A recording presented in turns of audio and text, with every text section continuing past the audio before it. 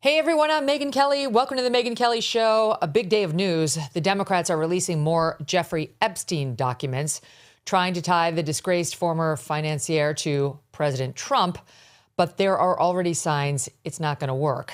We'll tell you exactly what's in the emails. Plus, the woman kicked out of Gold's Gym for confronting a man pretending to be a woman in the women's locker room is now making her case to a far left, disgusting, gross, horrific politician named Scott Wiener in San Francisco. That's going about as you would expect it to, but it's on tape and we'll show it to you.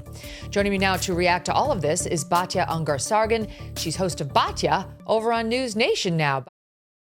Don't miss a moment. Subscribe to this show on YouTube and follow me on Insta, Facebook, and X. You know how much my family and I love our dogs. Yes, even sweet Strudwick. He's getting so good. I got to be honest. I can't even imagine life without them. Even Strudwick, I can't imagine life without him for once. I want him more than I don't want him. That's the truth. They have a great life, but some dogs are not so lucky. And this is why I'm so glad to tell you about Delta Rescue.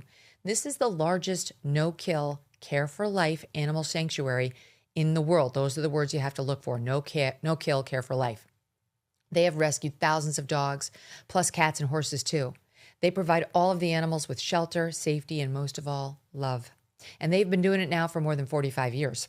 Delta Rescue relies solely on contributions to stay open. And giving can bring tax benefits too. Speak to your estate planner about how you can grow your estate while helping animals in need. And check out the estate planning tab on their website to learn more. We love Thunder and Strudwick, but would like other dogs who need love to find it too. Visit deltarescue.org today to learn more. That's deltarescue.org. Batya, great to see you. Thanks so much for having me, Megyn. It is such an honor to be here with you. Oh, I love when you come on. Okay, so there's a lot finally to get to because it's been kind of a slow news time, but it's not today. The Epstein documents have been subpoenaed by the House Oversight Committee, and this is basically kind of a middle finger to, Trump and Pam Bondi, who didn't want anything more released, but there was enough Republican and Democrat pushback that they did issue subpoenas on the Epstein estate and on the DOJ as well. But most of the documents that we're talking about today have come from the Epstein estate, some 33,000 of them. And the Democrats are now salivating over the latest releases. And I'll read what they say, but my overall take on this, Batya, is why didn't Trump just release these? Just release them. Just release them, right? Like now he's in the position of being like singled out as the only one, allegedly, as opposed to one of a slew of names. The Democrats, of course, are going to make a ton of hay over it.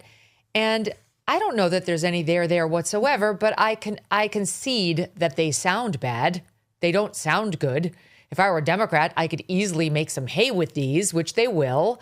They won't be doing fair and balanced reporting on these over on MS or CNN, et cetera, right? So it's like, to me, this is a self-inflicted wound by the Trump administration, and it was unnecessary. Okay, so here's where things stand. There are 3 emails that are getting a lot of attention. Hold on. The teeniest, tiny little font. It's a very small font on my, look at it. Look at the report has nice big font up here. And then the teeny tiny font. Like, honestly, even when I was 20, I'm not sure I could have read that without my readers. Okay, here we go. There's one. This one's from from Jeffrey Epstein to Ghislaine Maxwell, his right-hand woman and sometimes affair partner, dated Saturday, April 2nd, 2011.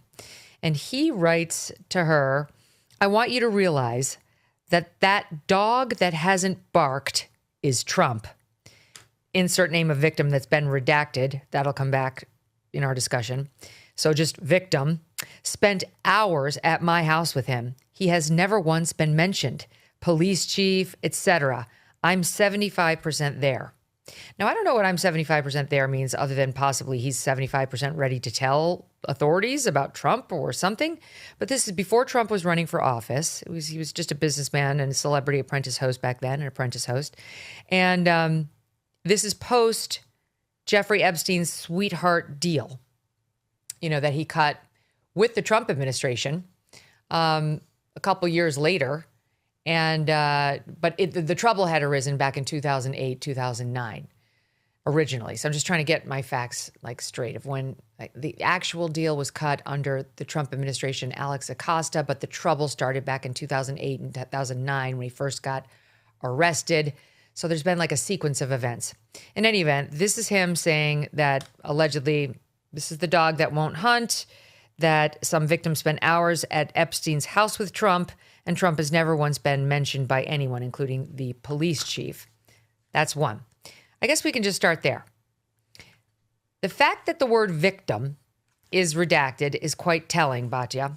And what we're seeing from House Republicans who are responding to the Democrats' immediate attempt to try to play this up is the following. House Oversight Committee tweets out the following, or at least the GOP. Why did Democrats cover up the name of the alleged victim when the estate, Jeffrey Epstein's estate, which produced this document, did not redact it in the redacted documents provided to the committee? So this was a Democrat redaction, not an Epstein estate redaction. And they wrote, it's because this victim, Virginia Giuffre, they out, publicly said she never witnessed wrongdoing by President Trump. Democrats are trying to create a fake narrative to slander President Trump. Shame on them. Just for context, Julie K. Brown, the Miami Herald reporter who's broken tons of stories about Epstein, says the 3 emails were written during critical times in Epstein's life. We'll get to the other 2. But as for this one, in 2011, she says it was written when the FBI was beginning to suspect that the crimes Epstein committed in Florida in the early 2000s went beyond those he committed in Palm Beach. So that's where it stands now. Because they were sniffing around him in 2008. I believe he signed that sweetheart deal in 2009. And then it all came back again in like 2015 leading into 16. I'm trying to remember when he was first outed as having done much, much more. But in any event, the original trouble was 08, 09. And she's pointing out he's cut this deal in Palm Beach. And the FBI by 2011 was starting to suspect that those crimes were just the tip of the iceberg. So what do you make of the redaction of the alleged victim from this very, very damning email, Batya? It's so hilarious to me because they knew if they left her name in, this would be totally dismissed because she has been revealed to be a serial fabricator who had to literally recant her testimony against Alan Dershowitz. She's made up so many things. Her book was initially supposed to be a novel because so much of it was just absolute fabrications. Unfortunately, she took her own life. It's very sad, obviously very troubled. But the idea that this is somehow like a smoking gun for Trump, I think is so utterly ridiculous. To see the Democrats racing to take the word of an actual pedophile, Jeffrey Epstein, just so they can smear Donald Trump. It's just so gross. It's like when they went to the trough of Michael Cohen and elevated him as some sort of truth teller because they thought it would hurt Donald Trump. I just think if this is all they could find in there on Donald Trump and Epstein, Trump is in a really good place. We know that he kicked Epstein out of Mar-a-Lago because he thought he was a creep. So the idea that it's somehow some smoking gun, that he thought he was a creep, I think is so totally ridiculous. The replacement of her name with the word victim tells you everything you need to know. So much of this story is just classic Me Too overreach. There was that ridiculous press conference where they had woman after woman after woman come up and say, I was a Jeffrey Epstein victim. Half of them, Megyn, met Jeffrey Epstein after they were already adults. The idea that they are the victims of pedophilia, it's just, everyone should read Michael Tracy's reporting on this. He's just been absolutely, absolutely great, just holding their feet to the fire. And it's just so funny to see the right running with what is a classic Me Too overreach story because they thought the Democrats were sort of holding back on them. It turns out they are now. That redaction tells you everything you need to know. The Virginia Giuffre thing is amazing. That the fact that they redacted that is just incredible to me. First of all, she outed herself as an Epstein victim. Like, you don't have to protect the identity of a victim when she's outed herself as a victim. Mm-hmm. Like, and they know this rule because I hate to bring her up, but let's just take Gretchen Carlson, who claims she was a victim of Roger Ailes'.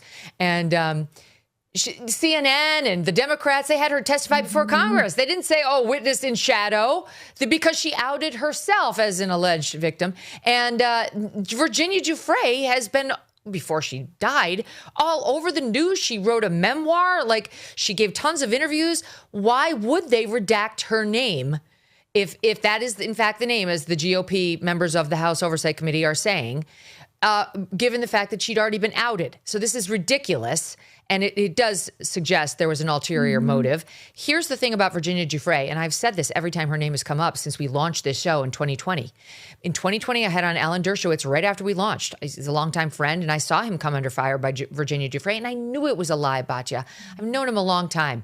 And when you hear a denial that you know is true, it sounds very different from a denial that you think is not true. Just by case in point, we did a report yesterday morning on AM Update about those two baseball players who were accused of throwing balls instead of strikes in certain innings to let people bet on the pitch. And the MLB, to its credit, saw that certain betting would go up in a certain inning on this one closer and this one starter for this team.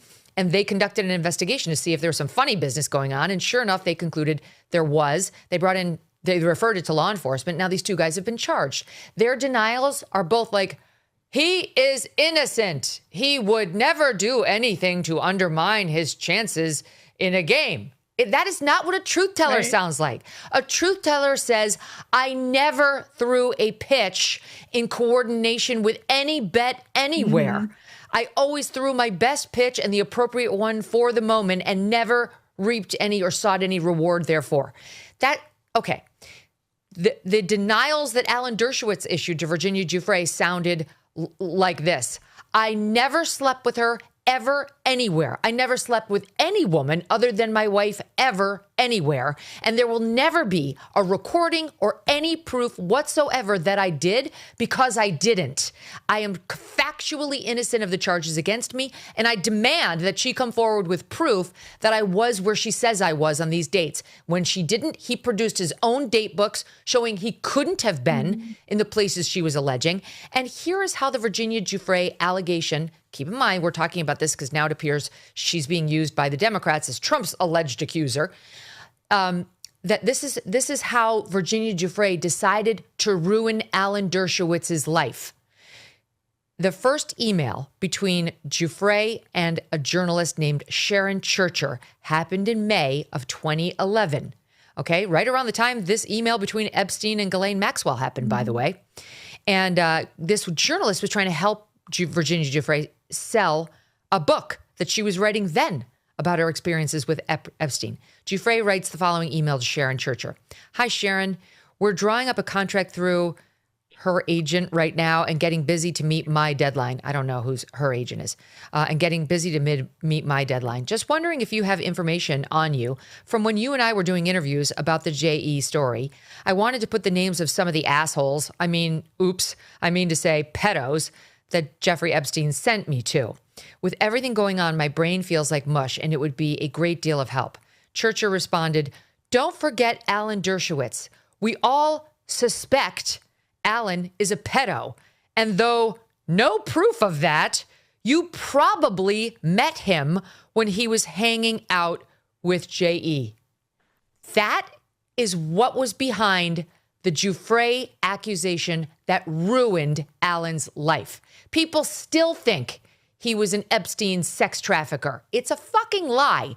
And while I don't doubt Virginia Giuffre that she fell within the crosshairs of Jeffrey Epstein and was used and abused by him because he was a serial user and abuser, I don't believe one word she said about Alan Dershowitz. And she lied repeatedly about the age she was when she had encounters with the Epstein connections and so on. That's all been caught. Like ages she would know that were, she was off by several years that would have made the difference between whether she was a minor or an adult and so on.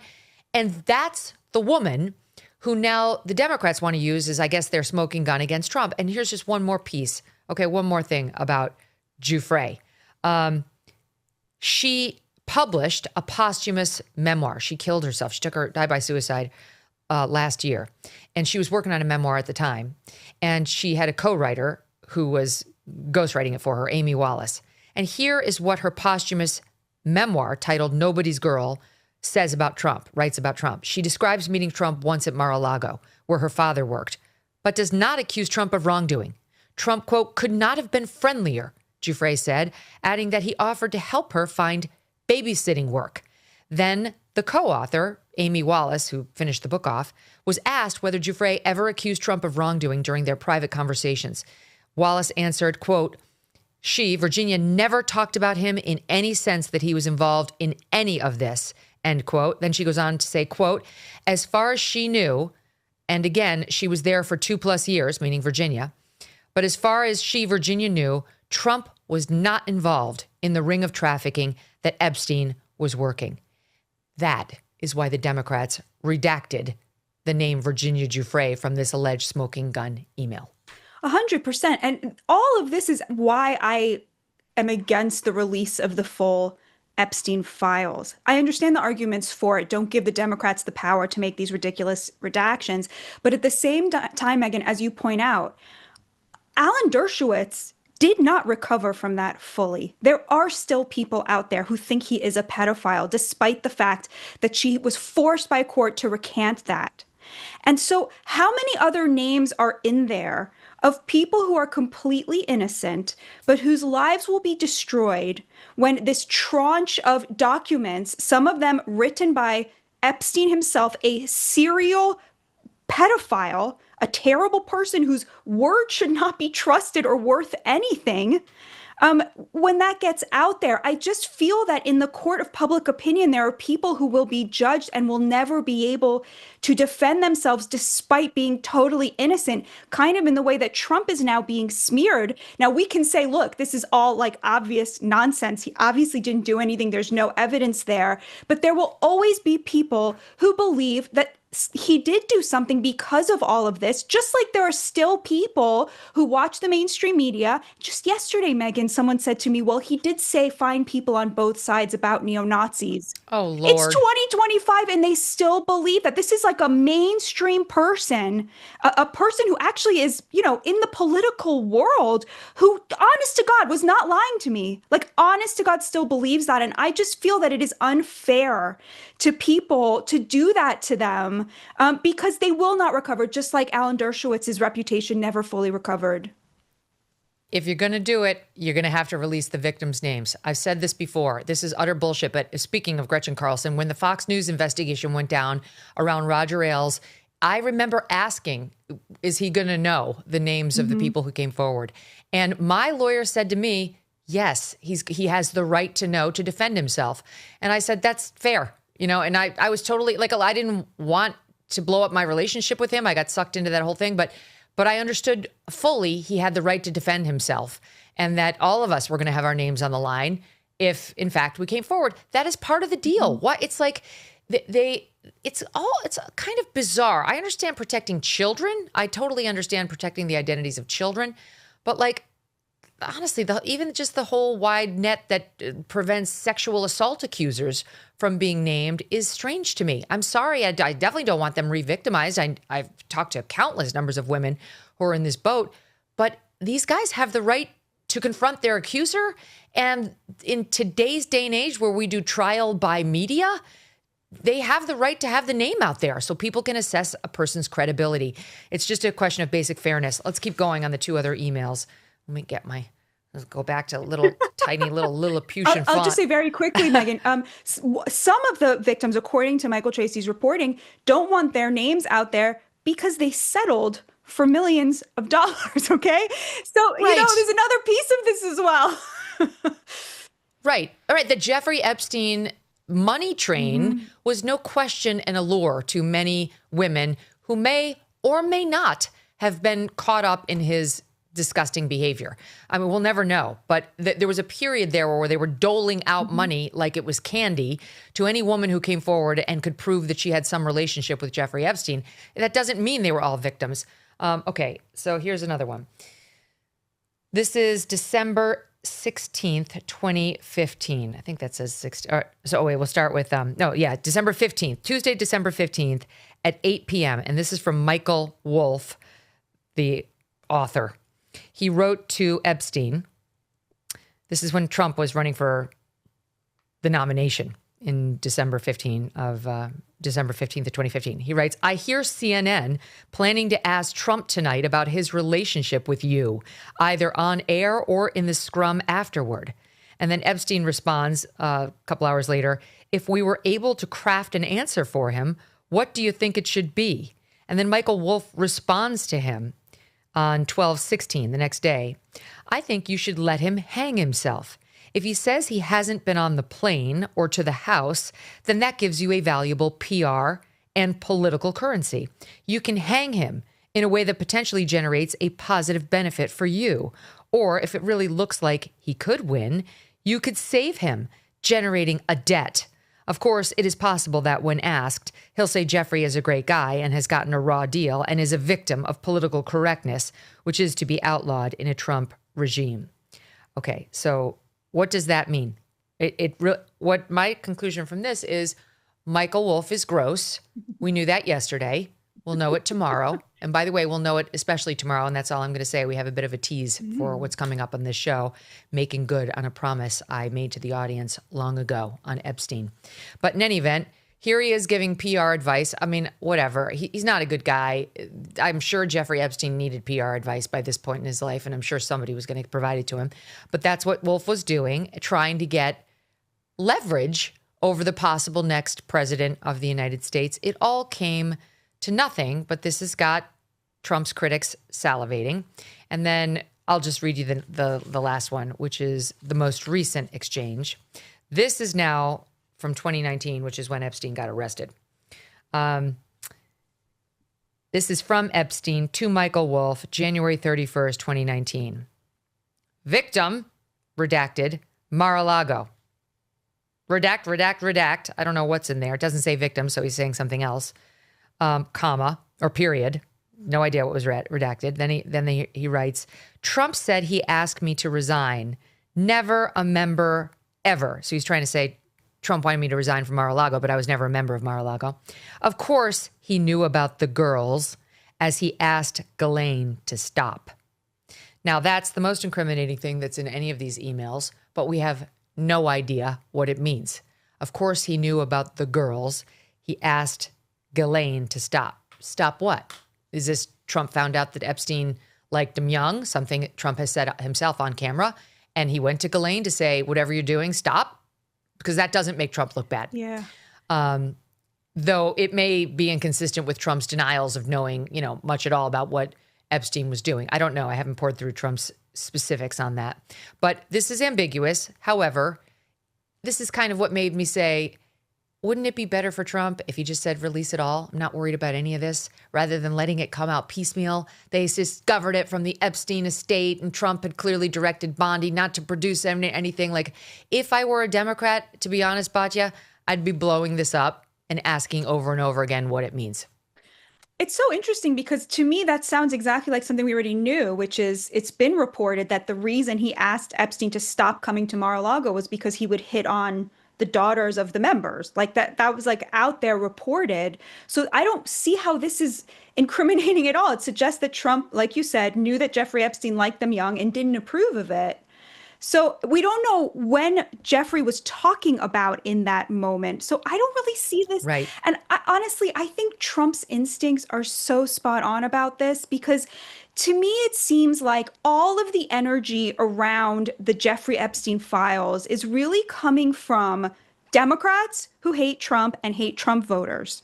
And then people who are in the content business for whom before Trump was elected, this was a really big topic. This generated a lot of interest from people.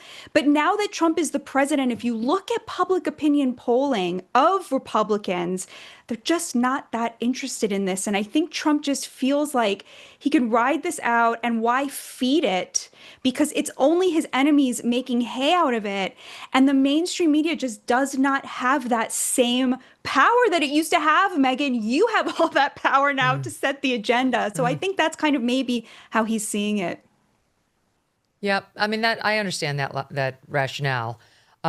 Just for the record, Trump has said he stopped speaking to Epstein because Epstein stole workers from Mar-a-Lago's spa. Now, that is what happened with Virginia Giuffre. Virginia was a worker in the Mar-a-Lago spa, and Jeffrey Epstein did steal her to go work for him. So Trump is saying that's why. He's not leaning into he was sniffing around young girls, and so I told him he had to leave Mar-a-Lago story. There's another story that he broke up with Epstein because they were buds. There's no question they were very close for more than 10 years, which is what makes me believe Trump was on the Epstein plane and at Epstein's house. Of course, they were very good friends. But there's another story that Epstein took Trump to go see a property with him that Epstein was thinking of buying out of bankruptcy, and he wanted Trump to advise him on the property, and instead of advising him, Trump bought it. He bought it out from under Epstein. So I don't know why they broke up, but we're having to relive all of this nonsense because there's a number of reasons why. Because Trump and several Trump acolytes have made a very big deal out of Jeffrey Epstein. I mean, I don't think you can absolve Trump of that at all, Batya. It's like Dan Bongino and Kash Patel were the two top Epstein, theory pushers. I don't call it a conspiracy theory because they might have very well been onto something, that there was a cover up of Epstein. And then that's why it was so shocking when Trump got into power and then said, what story? What are you talking about? This is a nothing burger.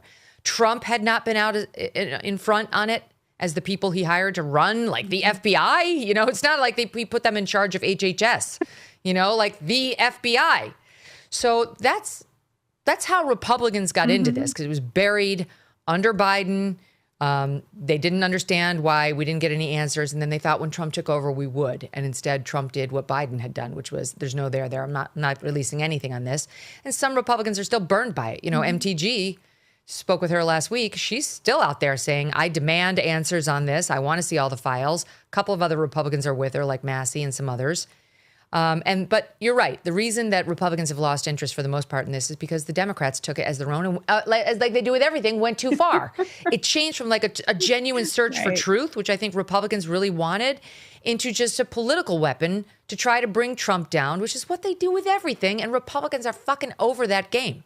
Yeah, definitely. And I think that press conference, was it 2 months ago, 3 months ago, where you had Ro Khanna with the alleged victims, and Thomas Massey with this parade of, it was so sordid, and the promise of salacious details, and then the women saying, actually, we're going to make our own list. Like the whole thing was so, after the, where's that? Exactly. And it just seemed like, there was a lot, like obvious money grubbing, obvious, coming together of the two sides, because both sides see themselves as Trump's political opponents and enemies. The politicization, the money aspect of it. These women who were grown-ups when they met Jeffrey Epstein talking about themselves like they were children at the time. To me, that's really off-putting. It's kind of a slap in the face to the actual victims. The Virginia Giuffre aspect, where there was just lie upon lie upon lie. Like the idea that this is kind of something that's going to bring Trump down with his own base, with the other side, I just find it to be all so sordid. Moreover, Jeffrey Epstein, there are countless numbers of women, young women, who were brought into his houses and to his island and paid for, quote, a massage with a happy ending, for lack of a better term. I mean, countless numbers of women. And he did like them young. And there were several young women who he did this to who were minors, who were underage. There's just no question about that. That is a true fact about Jeffrey Epstein. But that is not a true fact about Donald Trump. And if Donald Trump allegedly liked the barely legal type, we would know, Batya. We would know. We know virtually everything about the man's sex life, unfortunately. And we would know if he had a penchant for the super young girls at this point. Like, he ran the Miss Universe contest. Like, yes, we heard a story about him possibly going backstage into the dressing room at least once. Not great, not particularly shocking given how Trump was when he was younger. But we have not seen some slew of young women come forward to say, me too, on Donald Trump molesting them or having paid for sex with them when they were barely legal or otherwise. It just hasn't happened. Yeah, in fact, at that same press conference, the lawyer for a group of the women actually said, Jeffrey Epstein would prey upon women when they were underage, true and disgusting and horrible. And then the lawyer said, and when they came of age and he was no longer interested in them, he would then pass them on. So there was no pedophilia ring. There was a pedophile who did unspeakable things to vulnerable girls. And then they would age out of Jeffrey Epstein's pedophilic interests, at which point he would then start to pass them around to his friends, meaning that there were not actual crimes committed by anybody beyond. There's no pedophile ring.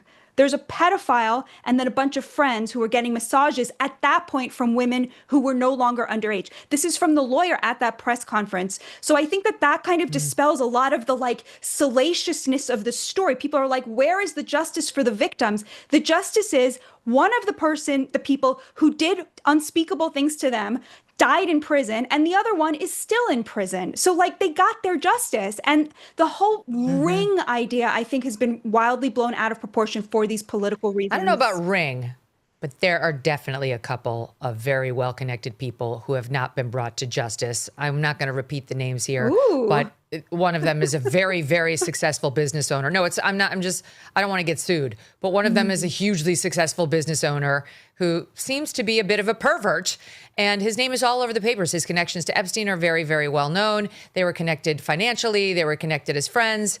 And I want to know more about him. There's plenty who I want to know more about who have been publicly linked to Epstein and seem to have dodged responsibility. That's my own take on it. It's not that I'm not referring to secret names only I know. I'm talking about names that are in the paper. But again, like without hardcore proof, you shouldn't say their names because you don't know whether it's true. But, I mean, people know the names. We've heard them many, many times.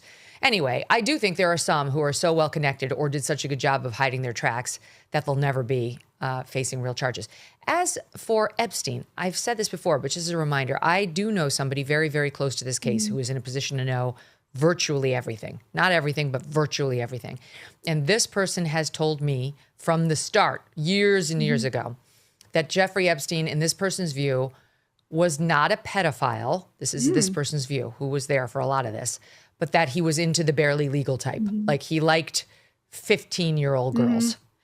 And I realize this is disgusting. I'm definitely not trying to make an excuse for this. I'm just giving you facts.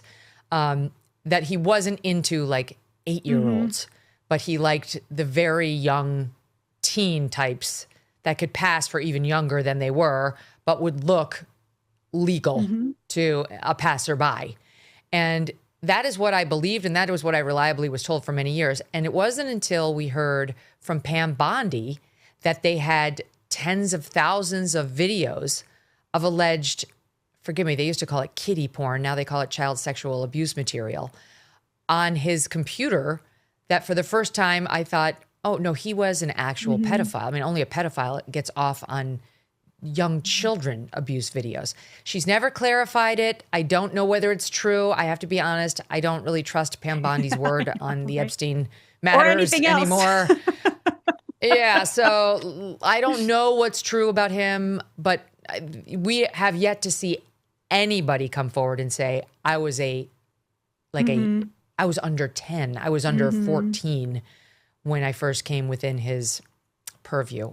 Look, you can say that's a distinction without a difference. No, it's not. I think there is a difference. Yeah. There's a difference between a 15-year-old and a 5-year-old. Yeah. You know, it's just whatever. It's sick. Every time we start talking about Epstein, it makes your skin crawl. Right? The whole thing is just disgusting. Totally. Anyway, well, what do you think? Does this stay in the news around Trump? Because I'll give you a couple of reactions here. You got Alex Berenson, who's a straight shooter, great reporter. Writing, so at Real Donald Trump, quote, knew about the girls, quoting Epstein, and at Michael Wolff is an even bigger scumbag than any of us knew. And we all knew, he writes, that he was an enormous scumbag. Trump cannot bluster his way out of this. He better accept that whatever is in the files is coming out. Good, he writes. And then there's more. Mike Cernovich on X, who's a great follow, writes, Trump broke everyone's heart with this line about, oh, sorry, that's a different one. That's different. That's different criticism on Trump on his H-1B visas, which we'll get to. Confuse my two stories. But there was more on Trump, just some pushback on whether this is his own fault. So I don't know. Does this go away in a day, or is this with us for a while? Well, honestly, I have to say, it's funny you brought up the H-1B visas. Like, it's not necessarily terrible for Trump for the next 24 hours to be an Epstein news cycle, because the news cycle was really bad this morning before this broke. He had this disastrous interview with Laura Ingraham in which he really, really went against what MAGA wants on the Chinese students in universities and then the H-1B visas. There's the affordability crisis, which he's not doing a great job of responding to and showing empathy for. So, it's, in my view, the news cycle was actually a lot worse for him before this broke, because he knows how to get through a Jeffrey Epstein news cycle, okay? Can you imagine if it shifts now, if Pam Bondi's like, I'm going to release it all. I changed my mind. Right, exactly. It's like you raise a very good doesn't point. have to worry about the midterms for 48 hours, right? It's like This is a very good point. Is maybe Trump told the House Oversight Committee to just release it? Do it. Go ahead. Do me a solid too and redact the name Virginia Giuffre. That'll give him a lot to chew on. Okay, let's keep going. Let's do H-1Bs and the Ingram interview, because she did make a lot of news with him. So you mentioned the Chinese students. Take a look at this, SOT 3. You've said as many as 600,000 Chinese students could come to the United States. Why, sir, is that a pro-MAGA position when so many American kids want to go to school and there are places not for them, and these universities are getting rich off Chinese money? Sure. Never said about China, but we do have a lot of people coming in from China. We always have, China and other countries. We also have a massive system of colleges and universities. And if we were to cut that in half, which perhaps makes some people happy, you would have half the colleges in the United States go out of business. So what? Well, I think that's a big deal. But you would have, as you know, historically, black colleges and universities would all be out of business. You would have a system of colleges and universities. So we're dependent on China to keep our university system going? But I think it's good to have, I actually think it's good to have outside countries. Look, I want to be able to get along with the world. And it's not that I want them, but I view it as a business. You don't want to cut half of the people, half of the students from all over the world that are coming into our country, destroy our entire university and college system. I don't want to do that. I wouldn't lose any. And don't forget, MAGA was my idea. MAGA was nobody else's idea. I know what MAGA wants better than anybody else. That is so Trump. He said that to me too. After my interview with him in 23, he said, MAGA's not going to like that interview.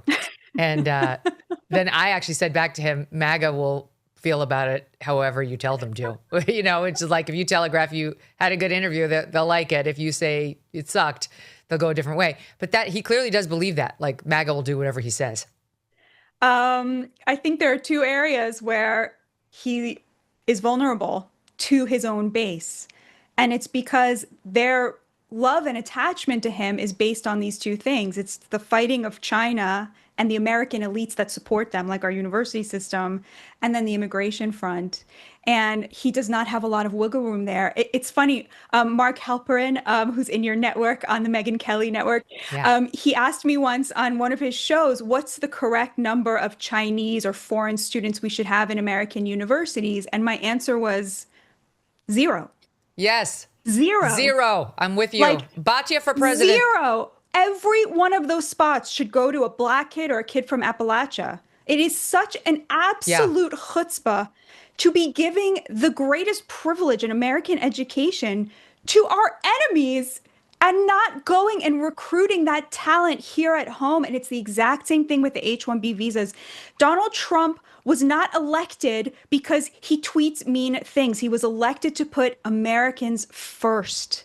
And that is what it looks like. It says, you know what, if you're a university that, by the way, is spouting anti-American rhetoric day in and day out, teaching young people both on the right and the left to hate America and hate the values this nation was founded on, and you're only able to stay in business because of Chinese Communist Party apparatchiks flooding our system, go out of business. This would be so great for America. All of those billions of dollars that the taxpayer gives to higher ed, we'll give it to vocational training. Let's start building, training centers in AI in the South. and in the Midwest, and let's give Americans a fair shot at the American dream. That is why Donald Trump was elected. And so to see him now, honestly, I think this is actually about tariffs. I think that he realized in the fight with Xi Jinping that this was a huge bargaining chip for Xi, that Xi would actually back down on the economic fight if Trump would promise him those 600,000 spots for these, CCP future apparatchiks.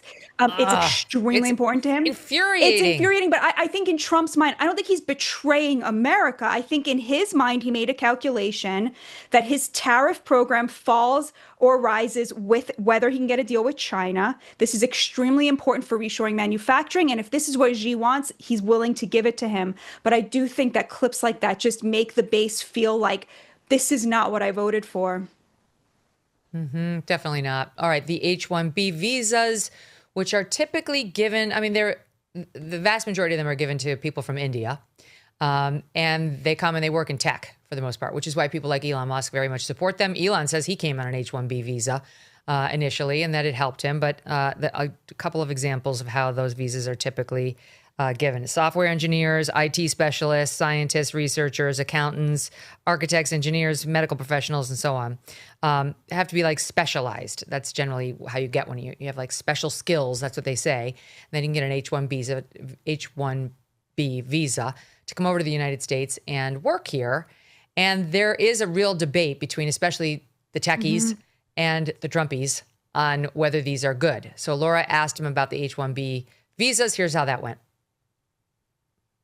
There's never going to be a country like what we have right now. And does that the mean Republicans have to talk about it, Laura. And does that mean the H-1B visa thing will not be a big priority for your administration? Because if you want to raise wages for American workers, you can't flood the country with tens of thousands or hundreds of thousands of foreign workers. You also do have to bring in talent. When we have plenty of talented people here. No, you don't. We don't have talented people here? No, you don't have. You don't have certain talents, and people have to learn. You can't take people off an unemployment line and say, I'm going to put you into a factory where we're going to make missiles. Does he have a point, or how do you see it? Just so bad. This is exactly what Elon Musk and Vivek Ramaswamy were saying at that big blow up over Christmas. Where they were saying, I'm sorry, we just don't have the talent here. It's such a slap in the face to the American worker. Train them, train everyone. The H-1B visa holders who come in here, they are not specialized. They have no talent. You know what their talent is, Megyn? They're willing to work for $50,000 a year. Exactly.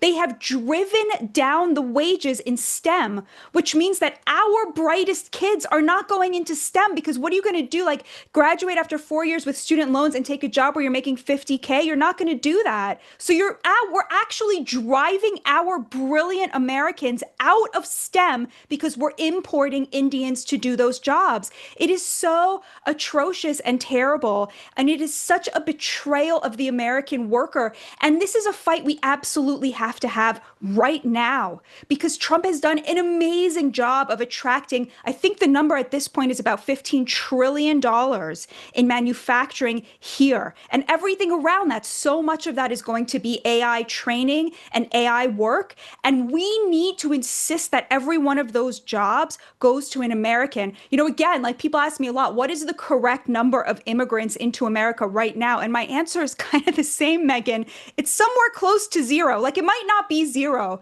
There maybe is another Elon Musk out there who really wants to come here. But right now we're just bringing in, bargain basement programmers when those could be middle-class jobs for American workers, Americans who are struggling right now. Why are so many people on food stamps? Why is healthcare so expensive? I mean, these are the questions we have to be having, and the affordability question is totally inseparable from this question of immigration. The fact that we have so many immigrants in this country is a huge reason why Americans make so little and are struggling with basics like food. If you think about it, Megyn, every illegal immigrant in America is either working, meaning they're driving down the wages in that industry, or they're living off the government, meaning the American taxpayer is subsidizing them. There's no in between, right? They're not being funded by somebody in their home country to live here in America. Both of those options are utterly unacceptable, which is why in every single poll, the vast majority of Americans 56%, okay, a solid majority, supports deporting every single illegal immigrant. And it seems now like what the Trump administration is saying is, okay, we're going to counteract the deportation program with expanding the legal immigrants program. Kristi Noem this morning said that they're. Oh, I have that. Let's play Hold on. that. I'll play it. Kristi Noem went on Fox and Friends this morning and said this, Sat 2. What is the administration's position on these visas? Now, we're going to keep using our visa programs. We're just going to make sure that they have integrity, that we're actually doing the vetting of the individuals who come into this country, that they want to be here for the right reasons, that they're not supporters of terrorists and organizations that hate America. And that's what I think is so remarkable is under the Trump administration, we've sped up our process and added integrity to the visa programs, to green cards, to all of that. But also more people are becoming naturalized under this administration than ever before. More people are becoming citizens because we're not just streamlining and building some processes back into our immigration policies. We're also making sure that these individuals that are coming into our country and get that privilege, that they actually are here for the right reasons. That was in defense of H-1B visas, saying, you know, we're coming, but we're getting the best. We're not getting people who hate America anymore. And then the second point about more becoming naturalized, I was like, oh, she thinks she's on CNN. That is definitely not what the Fox viewers want to hear.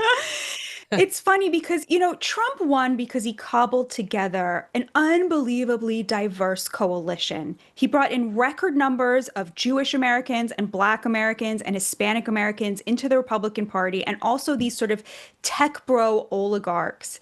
And the thing that the tech bro oligarchs want is access to cheap labor because, of course, they are, you know, they want these visas. Exactly. They want these visas. They want a limit. Elon Musk said, "This is the hill I will die on. You can go F yourself in the face if you're," this is literally what he tweeted, "if you're going to fight me on this."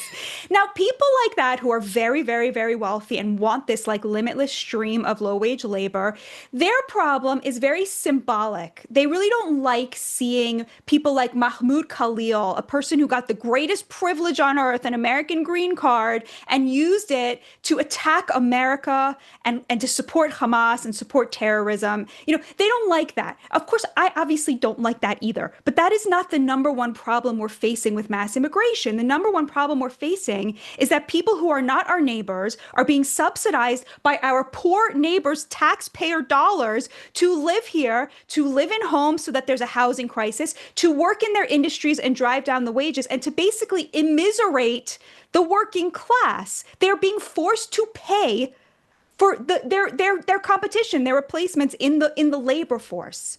So in the 70s, yeah, because it's not like a one here or there. It'd be one thing if they really were bringing specialized people, but it's like hundreds of these visas for like one tech company, all from India, all low wage. If they're so special, why aren't they getting higher wage, right? Like if they actually have special skills that we can't get here, you would imagine they would get the top of the pay scale, not the bottom. Yeah, it's like about 500,000 of them over, I don't remember the exact period of time, but already when you're talking about 500,000 people, it's not specialized, right? It's an entire wage sector. It's an entire sector of the economy. So you have illegals competing with working class people. You now have the H-1Bs competing with what would have been middle class jobs. Of course, $50,000 a year now is not a middle class job anymore, right? So you're just dragging everybody down with this. So back in the 70s, which was the high watermark for working class wages, where they could afford, you know, the American dream on a single income, buy a home, etc., the kind of ideal that we look back to, the percentage of Americans living on American soil, people living on American soil who were not born here was 4%. It was a historic low. Today, Megyn, it's 15 or 16%. It's never been this high in American history. Wow. That is why young people can't afford to buy homes. That is why people can't afford health care. That is why 42 million people are on food stamps, because they cannot command the wages that would give them a middle-class standard of living, because they are competing with 16% of the people here who were not born in the United States. That's the number one problem for the working class, and that should be the number one issue for Republicans going forward. Wow. Here is the Mike Cernovich tweet. Trump broke everyone's heart with this line about the American workforce and H-1Bs, suggesting we don't have workers who can do it. Then there's Anthony Sabatini. He's a vocal pro-Trump Lake County commissioner in Florida, who wrote, "This is insane. We're going to lose the midterms so badly. We've never seen an administration crash and burn in its first year so badly for no reason other than to appease donors and special interests." I think that overstates it by far. He's not crashing and burning so badly. But this was a misstep this morning. Those clips from Laura, they're not going to help. But, look, Trump, as you point out, has his reasons, and he's playing like a master game when it comes to like his policy, balancing, as you point out, the foreign policy with the domestic, and is asking us to trust him. That's eroding even among his base with comments like that. Stand by. More to come after this break.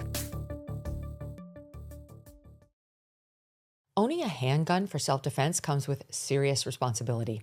You need it secure, but also accessible when it matters most. Too often, that means choosing between locking it away or leaving it out, vulnerable, God forbid, to children, guests, or intruders. That's the problem StopBox USA set out to solve, and they nailed it with the StopBox Pro.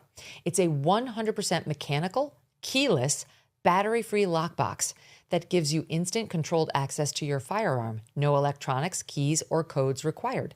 It is a patented 5-button locking system that responds only to your unique input. It's fast, intuitive, and built for muscle memory, so you are not thinking, you are reacting. And when seconds matter, that makes all the difference. With the StopBox Pro, your firearm stays secure, but within reach. For a limited time, get 15% off when you use code Megyn at checkout. Head to stopboxusa.com and use the code Megyn for 15% off your entire order. After you buy, tell them you heard about them from our show. All right, let's go. Isn't it great to be together? It's so great to see you. You're not alone. It's only the liberal media and the haters who want you to think that. We're in the majority right now. Don't miss your last chance to be part of the Megyn Kelly Live Tour. Next stops, Bakersfield, Anaheim, and the grand finale in Glendale, Arizona, featuring special guest Erica Kirk. So go get your tickets right now before they sell out. MegynKelly.com. Presented by Y-Refi and SiriusXM. I wanted to tell you, while I have your attention, that the Megyn Kelly wrap-up show launched this week. It airs right after our show airs, so it begins at 2 p.m. Eastern on the Megyn Kelly channel, 111 on SiriusXM, and it is hosted by none other than Emily Jashinsky. Who doesn't want to talk to Emily? She's hilarious. She's brilliant. She's relevant. She's young. She's really interesting. And you can talk to her directly, give your thoughts on today's episode or anything else on your mind by calling in. The number's 833-44-MEGYN. Just remember that it's spelled MEGYN because my mom couldn't spell.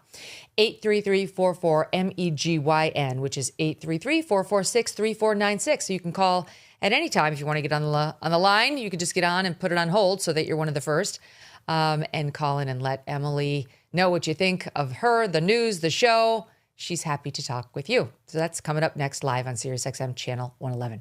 Back with me now, Batya Ungar-Sargon. She's host of Batya on News Nation. All right, so there is a hero in the news.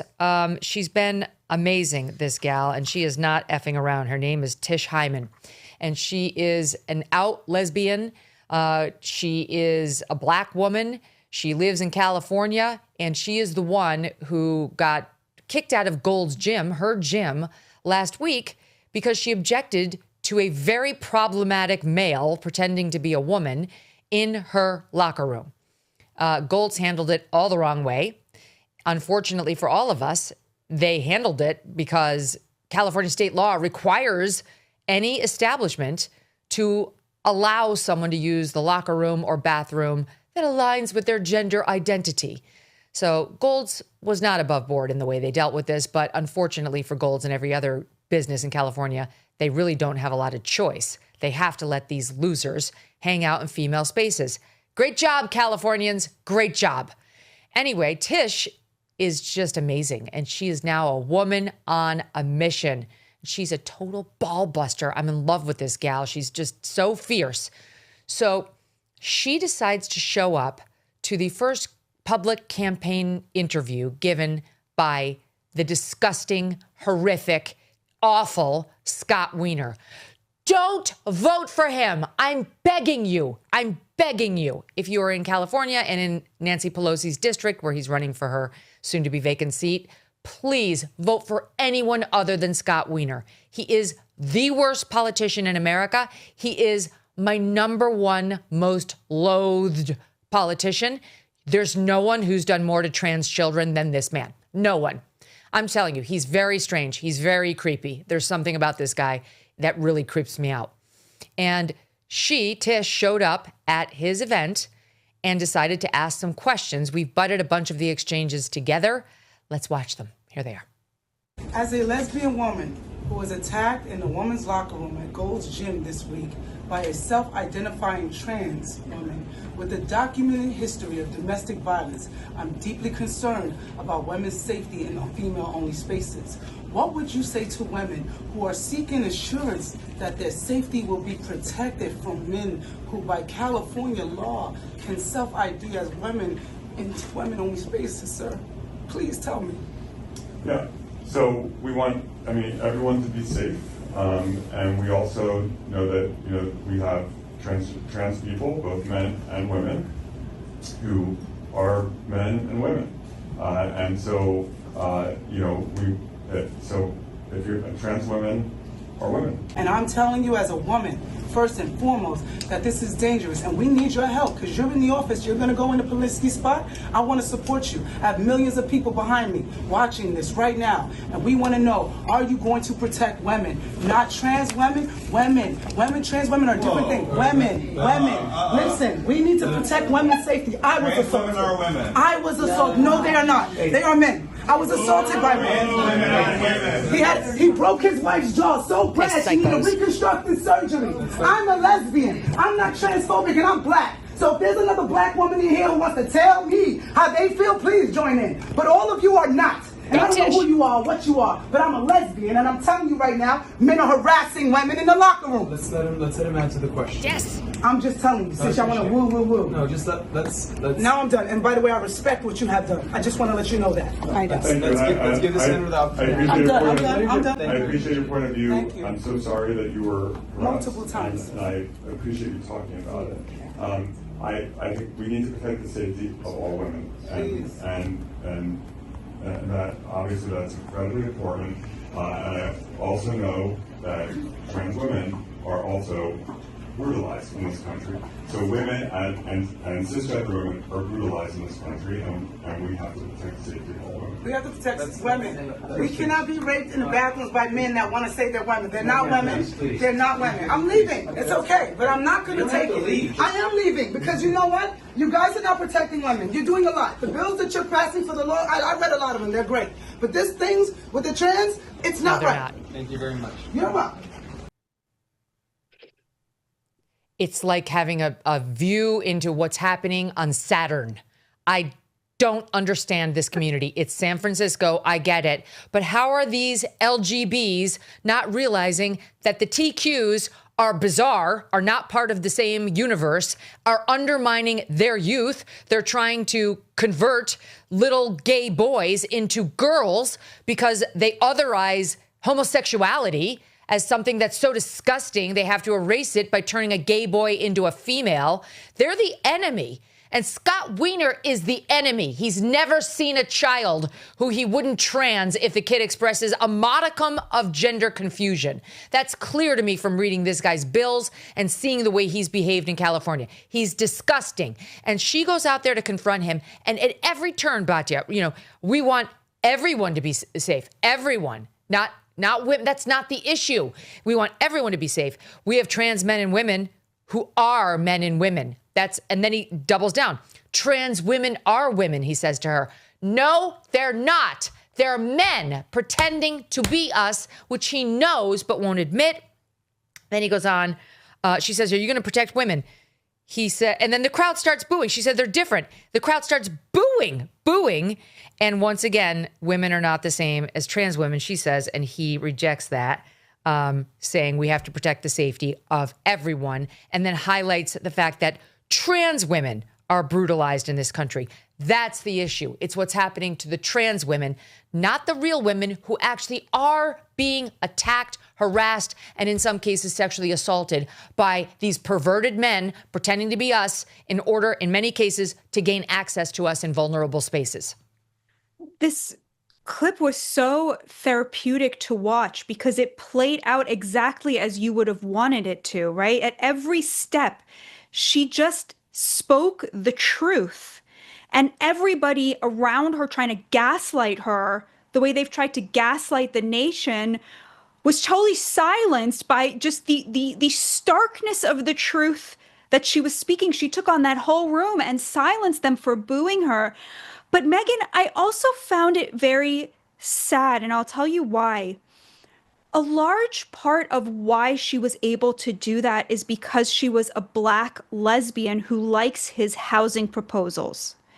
So what she was basically saying is, I am from an actually marginalized community that you white boomer progressives recognize that I am oppressed and marginalized. So when I tell you that these trans men are attacking me in the bathroom, you have to listen. And they were forced into submission because of her status as being this like double minority. And on the one hand, she's obviously right. But on the other hand, Megyn, there's something wrong in our nation that if a white man had stood up and said the same thing, he would have been booed out of the room, right? Like nobody would have been able to accept the truth of what he was saying. And I think that there's something about that that's really un-American. It's sort of like anathema to who we are, to where the left will only accept these truths. Not that anybody there really accepted it, but they felt embarrassed to contradict what she was saying. Because as you could tell in that room, the whole room was white, except for her and a Black woman. And they did shut up. They did shut up. And when she left, she said to the Black woman, don't let them use our race to transition people, to transition children. She said something along those lines.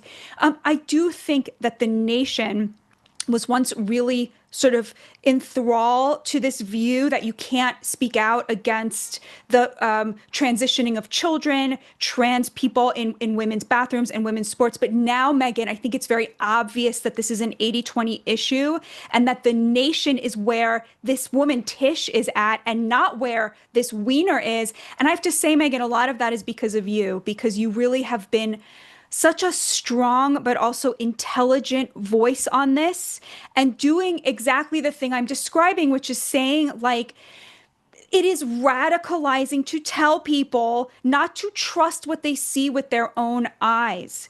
You cannot tell a nation they have to pretend.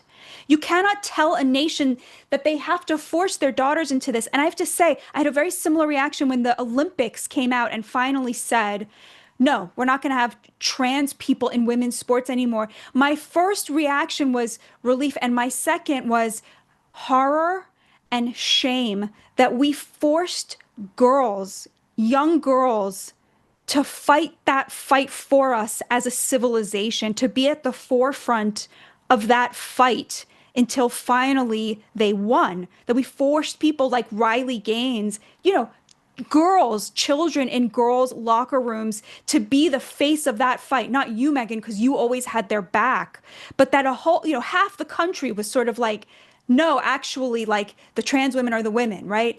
And I'm glad that it's won. It seems to me kind of like the gay marriage fight. It's won. It's over. We won, right? Like the right side of those two issues won. Like the country is very pro-gay and like really not into this, trans extremism. But I do feel that this is going to be a kind of enduring stain that for so long, young girls had to fight this fight by themselves. Totally agree with every word. It's been so upsetting. The IOC definitely floating a trial balloon, at least this week, suggesting it's going to restore sanity. It's not official yet, but it looks good that they're going to stop this as opposed to leaving it up to individual sports like boxing, which did such a good job of protecting actual women at the last Olympics. But you're right. Think of all the carnage left in the wake. And I think it's very interesting that Tish, as she was standing up there, was wearing an XXXY sweatshirt. That's Jennifer Say's brand, S-E-Y, Jennifer Say, former chief, one of the top chief executives at Levi's, who got pushed out because she stood up against the COVID insanity and objected in this same district, I think she was in San Francisco, to the lockdowns that affected children, saying this is very damaging for children and children are not the problem. We should not be locking schools down and keeping the kids out of school. And for that, she lost her whole career. She was a lifelong, very successful, very storied gymnast who participated in the Olympics and all sorts of World Cup games or World Games. And she's made this her mission to try to protect young girls too. And I love seeing her in Tish's, in Jennifer's sweatshirt, standing up there saying, what's real? What's real is there is only XX and XY. There is no such thing as making an XY and XX. And everyone knows it. Scott Wiener, I have to look into it because I just heard that he was running. He's been a California state representative for a long time. There's no way a Republican can win in that district, but there's got to be a more reasonable Democrat. There's got to be an LGB who's going to look out for the LGBs and reject the TQ insanity. And I might, for the first time in my life, actually make a big donation to such a person if they exist, who's going to fight Scott Wiener. I'll donate to a Democrat because that seat's going to a Democrat. Anybody who will defeat Scott Wiener. I'm telling you, this is the number one most dangerous lawmaker when it comes to this issue. The number one. We've been following him for years. We can do no worse than Scott Wiener. He must be defeated at the ballot box. He must be. Here's Carrie and Britt. Carrie Prejean and Britt Mayer, who helped open my eyes on the trans issue. They were much more radicalized on it than I was when I first launched this show. And they helped me, among many other women who helped me, who helped open my eyes so profoundly. There's a long list of women to whom I'm very grateful. And they were two of the first.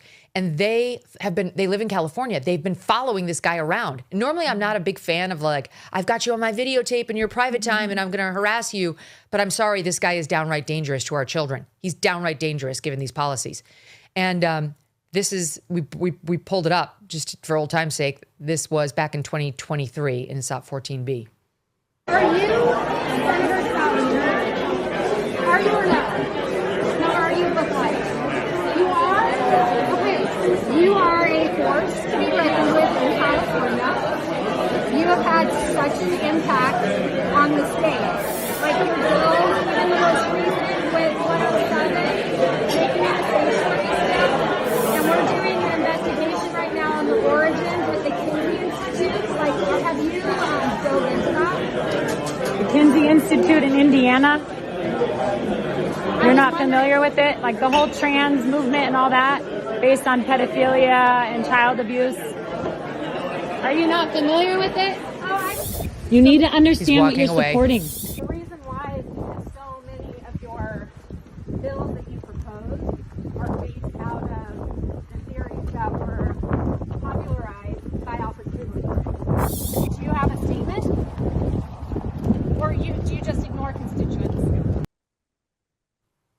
Okay, I know that was hard to hear. I had the advantage of being able to turn up the volume in my ear, but I urge you to go back and listen to it and turn up the volume because it's these two undercover next to him in a club trying to get up in his face about his agenda. They opened it by making him think that they were fans. He started listening, and then they dropped, the truth bombs on him about his latest proposed legislation about transing children and what it would do, and then asked him about the Kinsey Institute and started to go back into the history of those who started pushing the whole trans movement on us to begin with, which includes some very sick people. He was a coward, like all the people pushing this stuff are. He ran away, and now he's running so far away that he's running for office at a higher level, Batya. And I'm sorry, I don't want anything bad to happen to Scott Wiener, to be clear, but I want this guy to get defeated at the ballot box. This cannot be a San Franciscans, you're famous for gay and lesbian rights.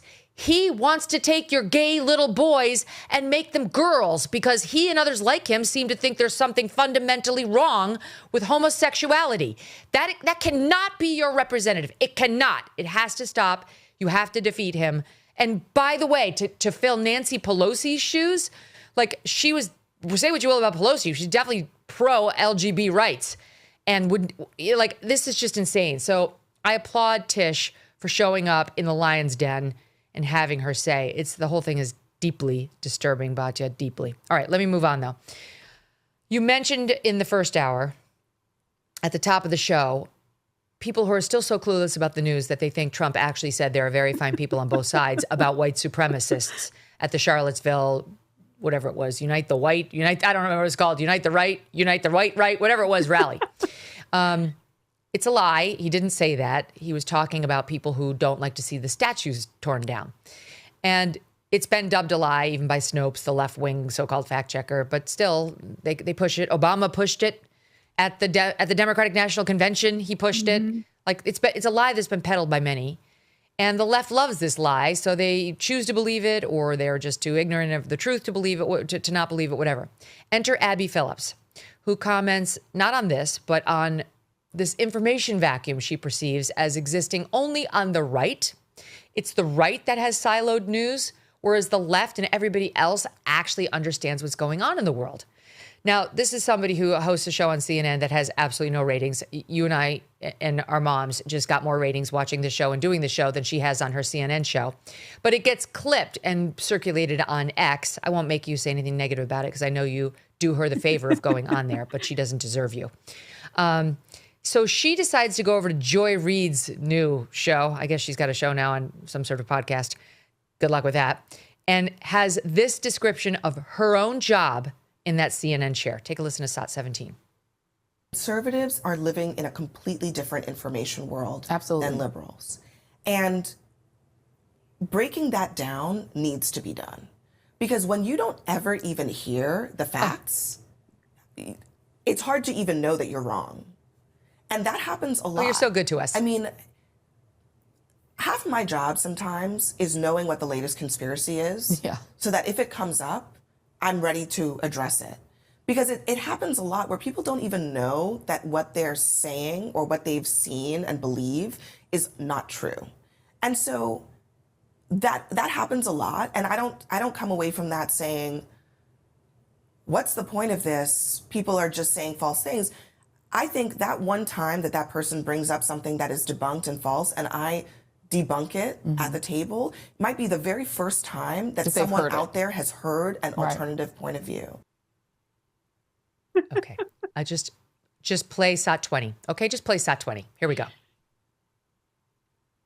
How do we jump to the conclusion that Joe Biden didn't know who he pardoned? Because when Jake Donald Tapper Trump wrote a book about how out of it that he was. Okay, everybody here acknowledges that there have been thousands upon thousands of people, ordinary people, who have taken to social media to celebrate this, yes or no? I don't know about that. The idea that this was a weaponized, these were all these different prosecutions and all these different jurisdictions were not all directed from one place. There's absolutely no evidence of that. I've never seen it, and I've never heard anybody actually voice it. The Obama and Biden administrations didn't politicize the DOJ. And okay, who?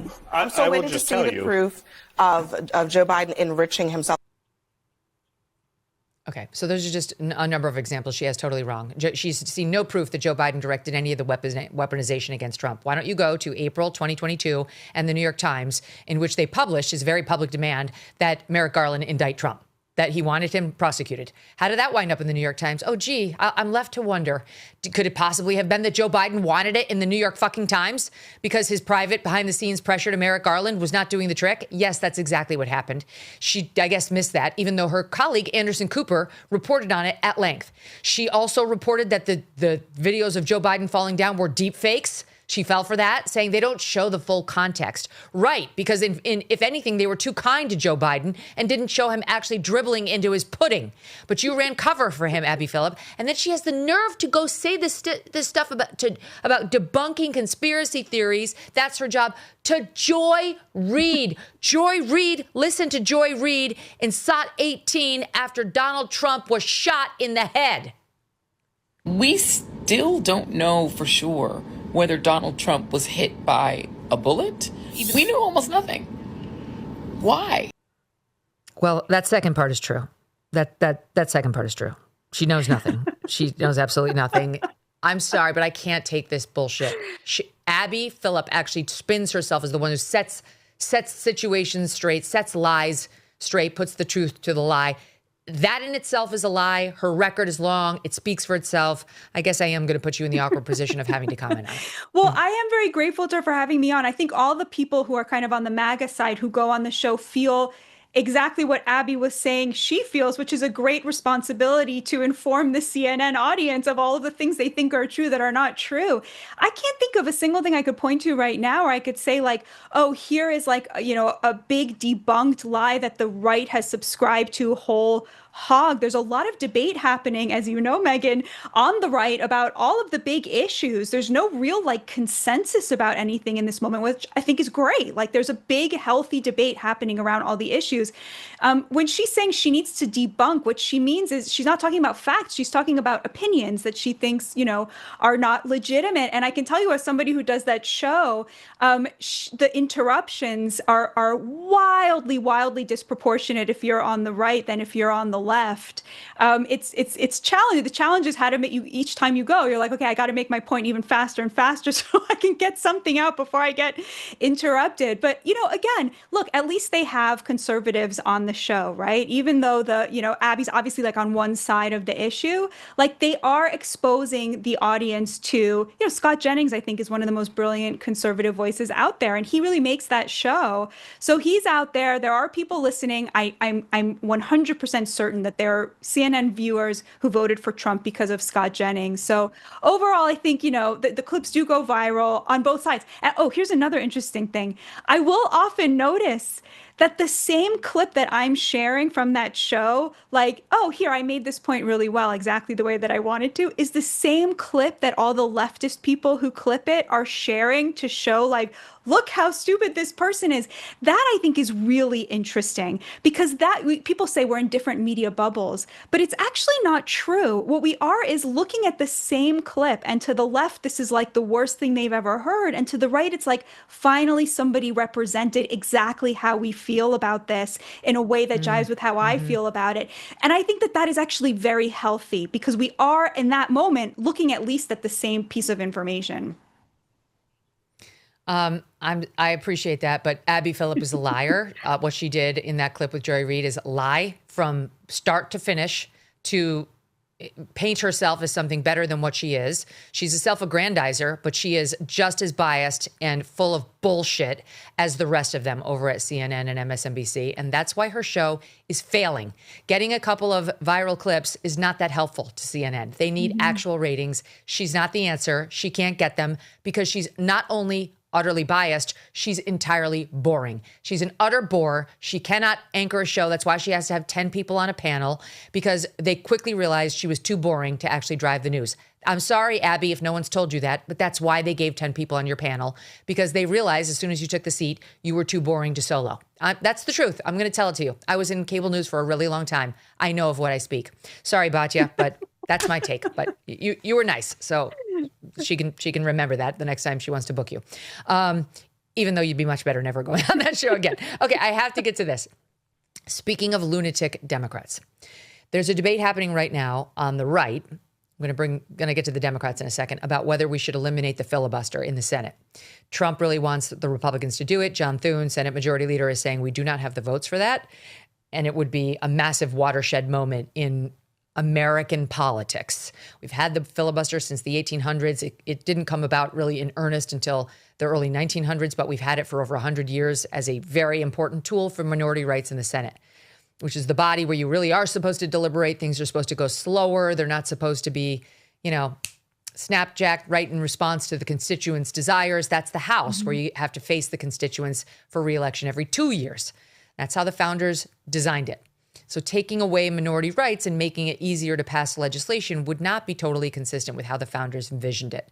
Trump's argument is nothing gets passed now. We've gotten so obstinate and obstructionist that nothing can get passed, even with a 53-person majority in the Senate.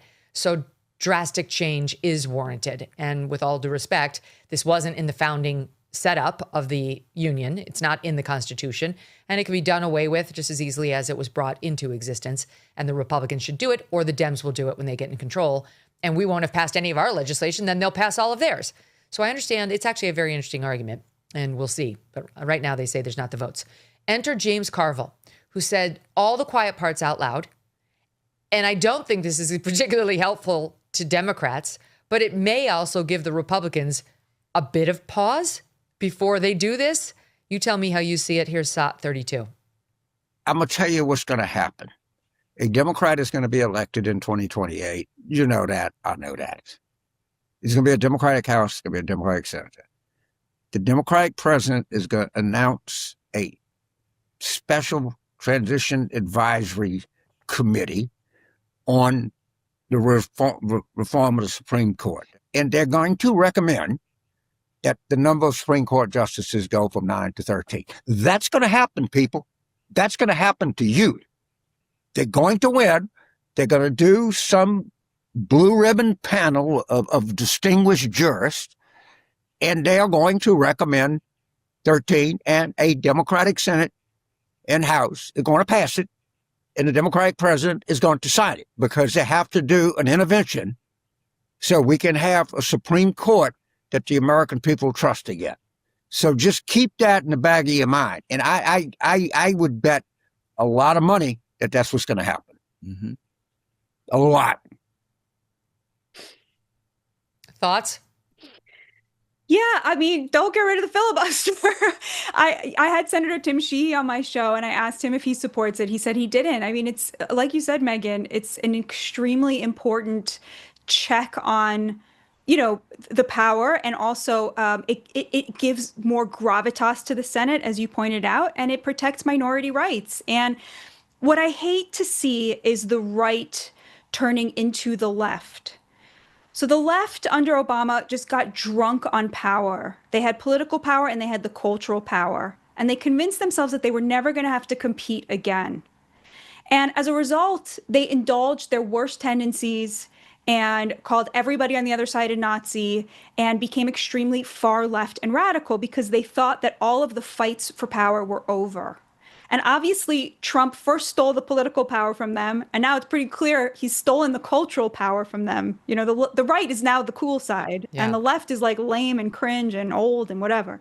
First time ever. Yeah, first time ever. And I just hate to see the right making the same mistakes, allowing the most radical fringe online element to act as a stand-in for what young people want, or becoming drunk on the idea of their success and thinking the Democrats will never be competitive again. They will be. That's how this country works. That's how the founders intended it to work. And so you do have to, you know, I saw Vice President Vance saying we should never not do something because the Democrats are going to do it. They're going to do it anyway. You do have to keep your side of the aisle clean. I do believe that the reason President Trump won was because he had the moral high ground. He grabbed that moderate, good-hearted center where most Americans live. That is the sweet spot. You know, I feel a little bit like the Lorax right now, you know, like I come to you as a swing voter who loves Donald Trump and loves MAGA, you know, like this is where elections are won, in that sweet spot in the middle. And so I think it's really important not to look at the mistakes the left made and be like, the mistake wasn't just the trans issue. It's that they allowed the fringe to define the entire party. And I think we have to really keep that in mind if you want to stay competitive and you want power.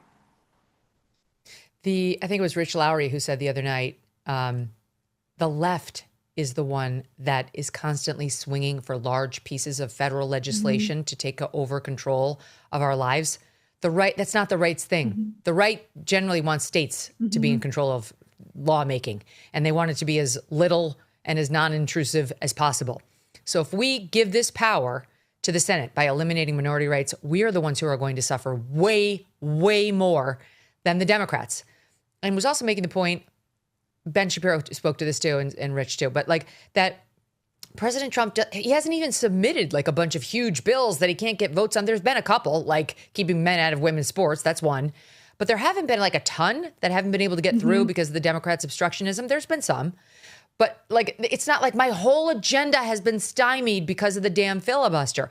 But the Democrats would go in there and good God, I mean, like James Carville's saying, before we know it, they're going to be pushing for court changes. They're going to be pushing for number of states changes. And this is assuming they have control of all three branches, which they will again someday. Don't kid yourself.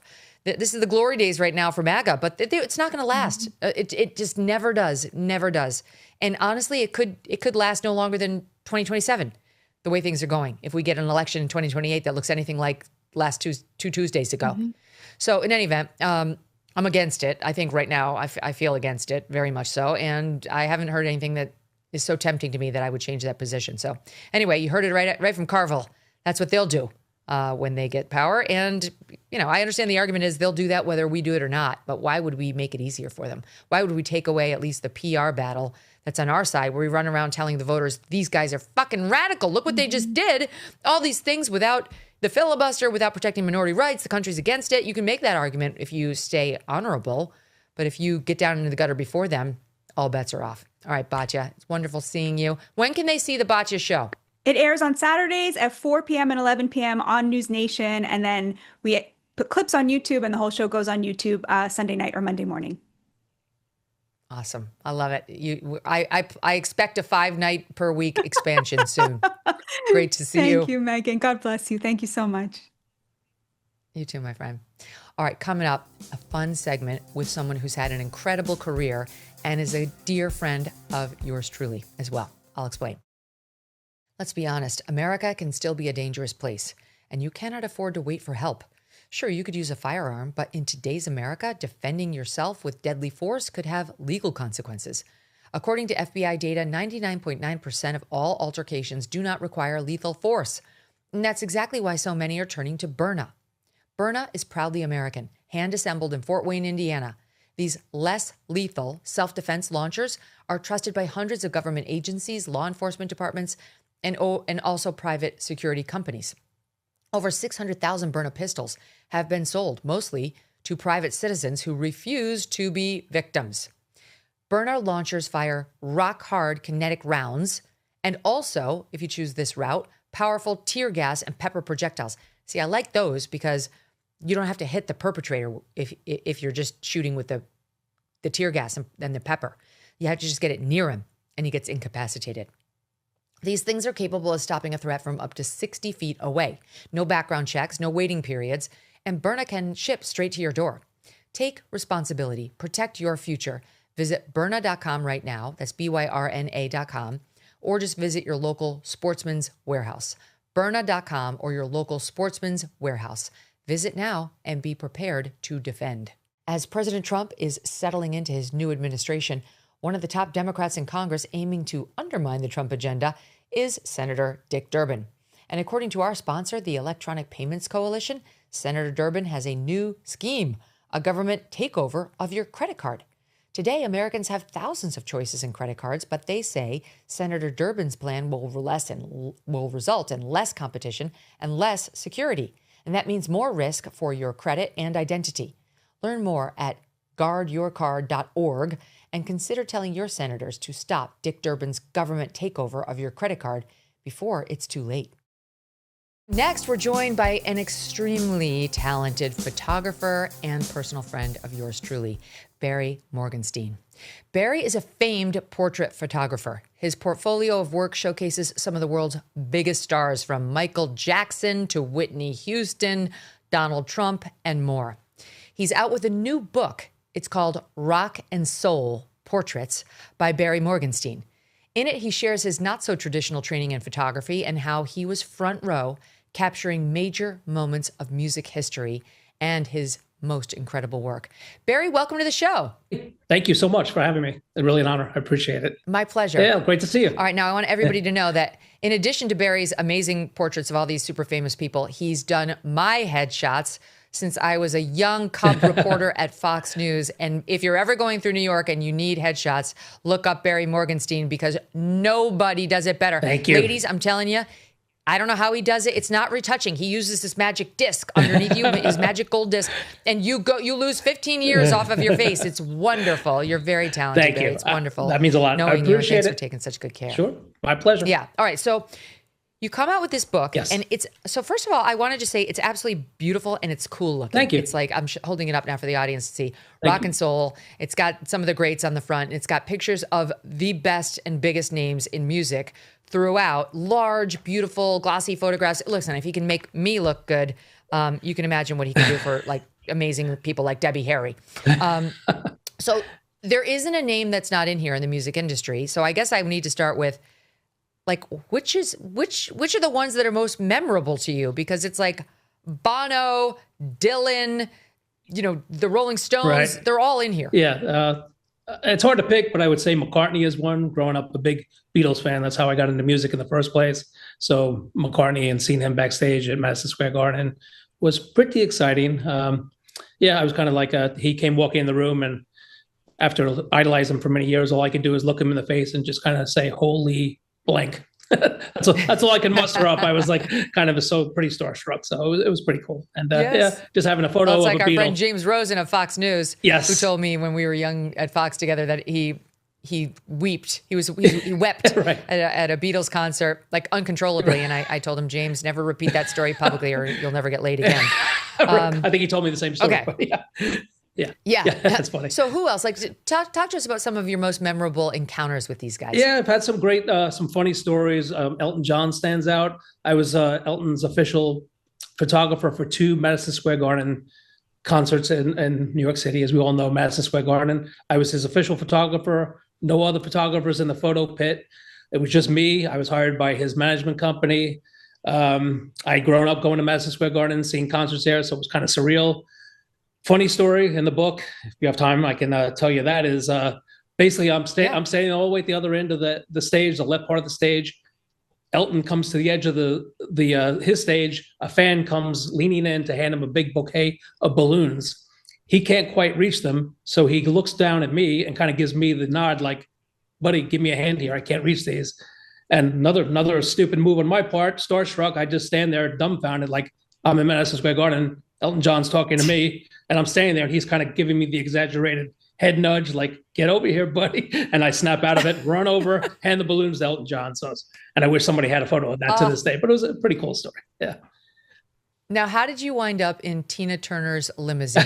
I was hired by Capitol Records, I think, at the time, and I was just following her around. She was doing radio interviews, and I was covering it, taking pictures of her with the executives.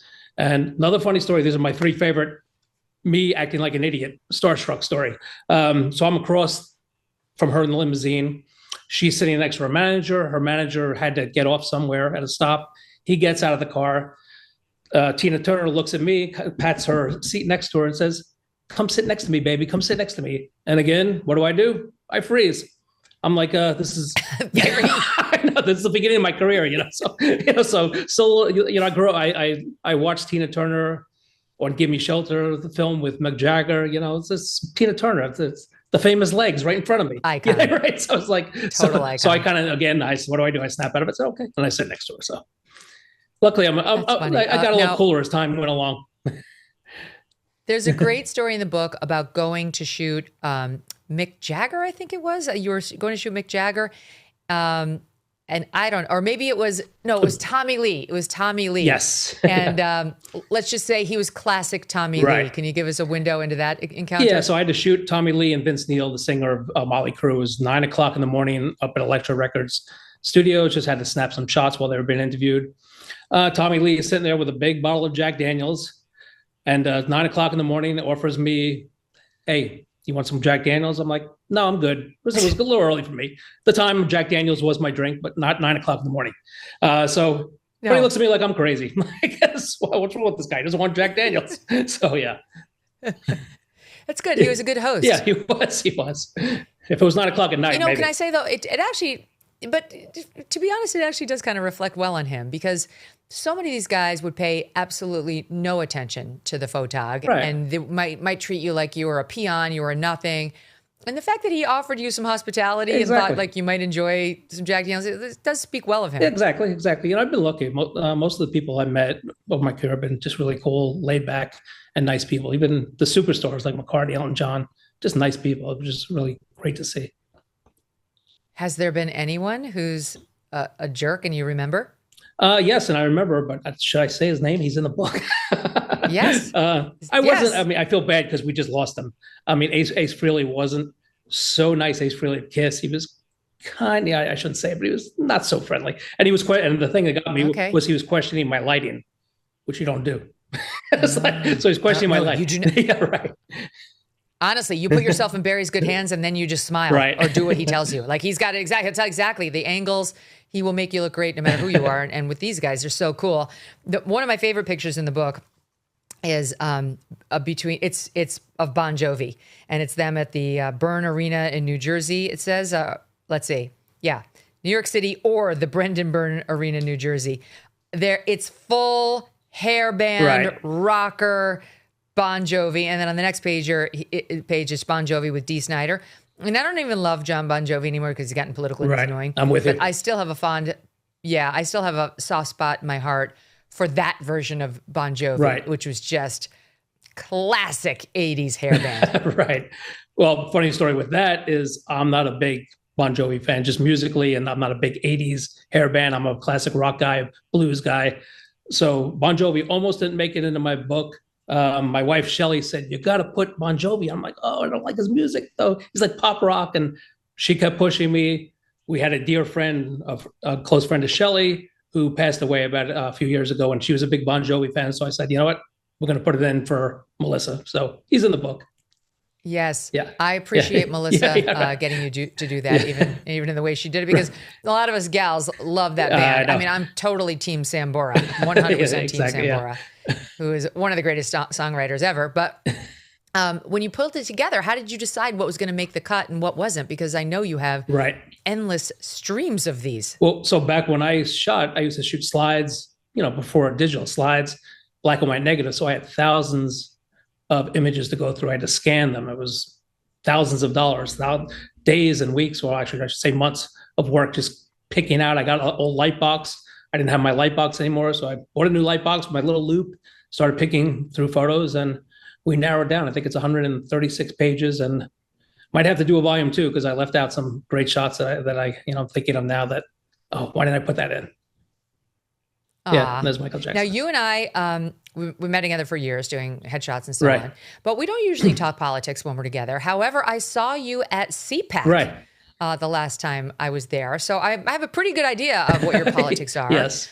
So I'm just wondering whether your politics have played any role in your efforts to promote your book.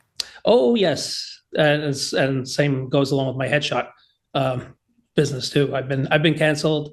I've been people who won't use me because when they find out that I'm a conservative, pro-Trump guy, MAGA, whatever you want to call it, I get canceled. I had a Best of New Jersey was going to interview me for my book, and just a local New Jersey website where I live.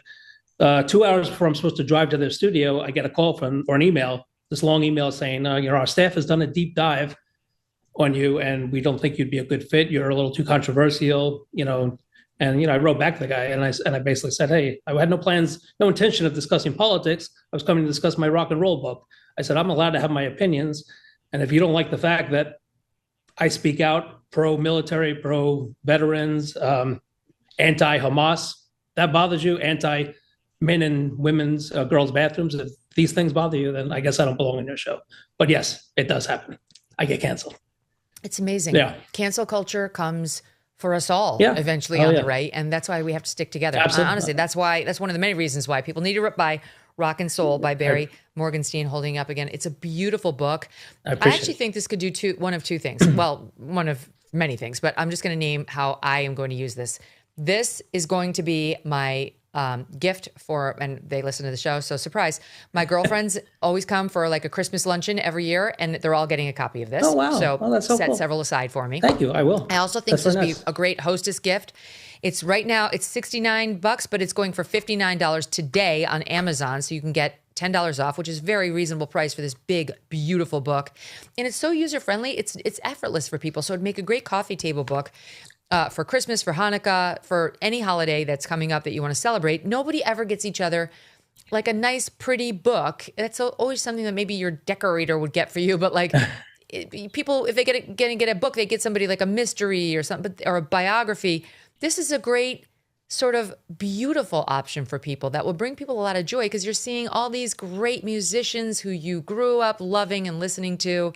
And it's something lovely for people to just thumb through while they're sitting on the couch having a convo or having a drink with their spouse. Yes, and actually, if they want a signed copy, then they can go to my website too, which is barrymorgenstein.com. So you have the choice. Okay. Yes. And Morgenstein spelled with STEIN. Yes. So Yeah. we want to support Barry for a number of Thank reasons, you. please, because I need him to stay in business for me personally. Right, exactly. But also because it's a beautiful book, and it's really rare to find a fair and balanced photographer who doesn't recoil when the entire Fox News staff walks through the door needing a headshot. And you're to be credited for that. And Thank we you. should support you when you're coming out with something like this, especially because you will not be booked on Morning Joe. You will not This be is booked true. on Good Morning America. No. You will not be booked, even though this would be a great excuse for them to run great pictures and great clips that they all know everybody would enjoy, but they won't do it for reasons discussed. All right, so people go support Barry. Rock and Soul, great name. Thank you. It's back out now. Can they just get it on Amazon too? Amazon, yes. That's without the autograph, but yes, on Amazon. Okay, Yeah. but if you want the autograph, go to BarryMorgenstein.com. Yes. Thank you, my friend. Thank Good luck you. with it. I really appreciate it. Thank you. The pleasure's mine. It's great. It's great. I genuinely love it. You're going to love it. I'm not doing this just because Barry's a friend. I really believe in the book. And trust me, you'll love it too. Back tomorrow with somebody else who you adore. Maureen Callahan in studio. Full show. See you then.